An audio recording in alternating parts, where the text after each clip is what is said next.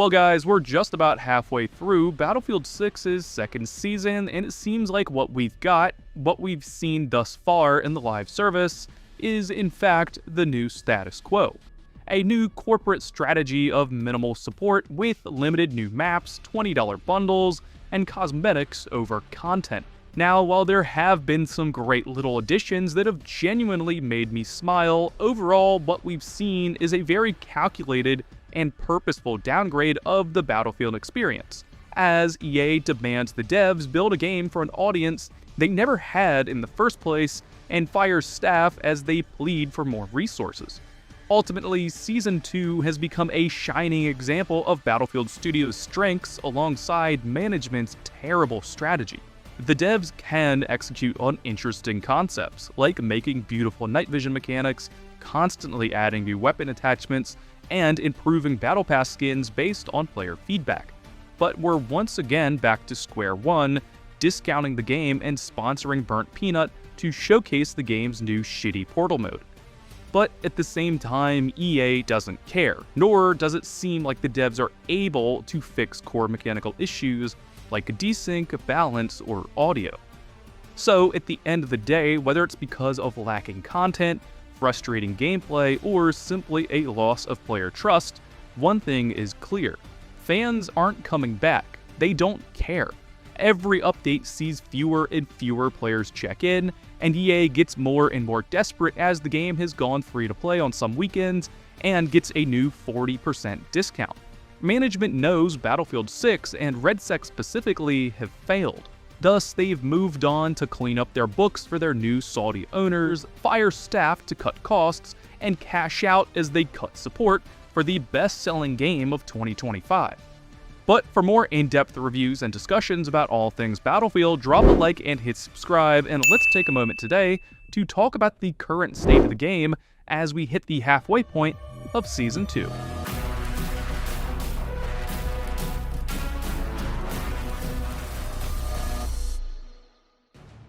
Alright, now at the current time of recording, Battlefield is currently sitting in the mid 40,000s on Steam, which, funny enough, is higher than Marathon. But as a game that started its life talking about tens or hundreds of millions of players, what caused this massive drop-off? Well, ultimately, as shown by Season 2, I think it was complacency. Before the game even released, it had beaten CoD. Pre-orders were probably astronomical, and the glaze was unprecedented, all of which were mostly well-warranted. But as we all know, EA was certainly looking for an excuse to cut costs, and after seeing the pre-orders and being confident of the game's sales, I wouldn't doubt that they made the call to reduce efforts and get the game out ASAP before GTA 6 and Arc Raiders, and move resources onto the next project as they've already discussed annual releases. EA desperately wants Battlefield to become Call of Duty, an annual cash grab with minimal short-sighted live service offerings and a larger focus on collabs and a limited-time FOMO content. And Season 2 is the best evidence of that yet, which I think is hilarious because Call of Duty isn't even doing well anymore. So why is Battlefield so compelled to join it on its race to the bottom? Now, so far, this limited-time collab strategy has been done rather tastefully. 511 makes sense as a partner, limited-time modes actually focus on military-inspired mechanics like night vision, and cosmetics are much improved since Season 1. But limited-time modes don't add value to the overall product, as that value comes and goes. Season 2 shows that the devs can pull off cool ideas. The 511 skins are great. The night vision is fun, and expanding RedSec with new POIs is a positive update. But this effort feels misplaced and poorly balanced as the devs seem hell-bent on making Season 2 all about making the game's visibility as terrible as possible. Content is slow and poorly executed with questionable balance, minimal playtesting, and flip-flopping on mechanics like movement. Random useless changes like removing my friends' names from the squad screen, and remaining fundamental issues with TTK and netcode. Whoa, Peanut!